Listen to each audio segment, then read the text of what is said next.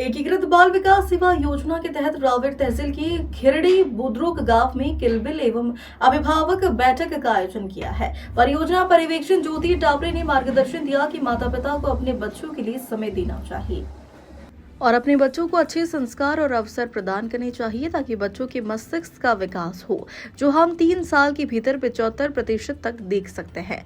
उन्होंने राय व्यक्त की है कि जो अपेक्षित है उसे ठीक से किया जाना चाहिए। इसके लिए आंगनबाड़ी ने विभिन्न गतिविधियां तैयार की है ताकि माता पिता और बच्चे इसका लाभ उठा सके।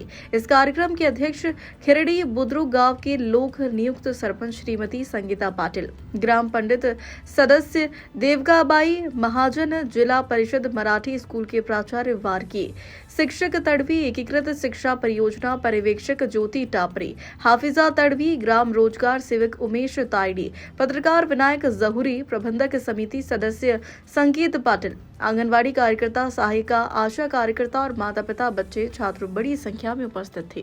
त्यांचा संबंध जास्त आईशीच असतो आणि पालक हे बाहेरच असतात। त्यांना संगोपनाची जबाबदारी पूर्ण आई पार पाडते। त्यांचं अन्न पाणी सगळ्या गोष्टी। खरं तर लहान मुलांवर जे कमी वयामध्ये 0 ते 5 मध्ये जे संस्कार मिळतात ते आईची जबाबदारी आहे। आज आपण बघतो की समाजाची दिशा लहान मुलांना कुठेतरी घेऊन जाते आणि मॅडमांनी सांगितलं असं मोबाईलचा जो वेळ आहे, आज आपण सुद्धा आपल्या कामांमध्ये व्यस्त किचनमध्ये जातो तेव्हा हा घे मोबाईल, मी तोपर्यंत पोळ्या करून येते, मी तोपर्यंत माझं काम करून देते। तो त्याला यूट्यूब, गेम्स सगळे डाउनलोड सगळं करायच्या गोष्टी आज माहिती आहे आणि याच्यामुळे त्याला सायंटिफिक जे काही त्याचे रिझन्स आहेत, हार्ट ब्रेक होणे, माइंडवरती लवकर भविष्यात 18 वर्ष।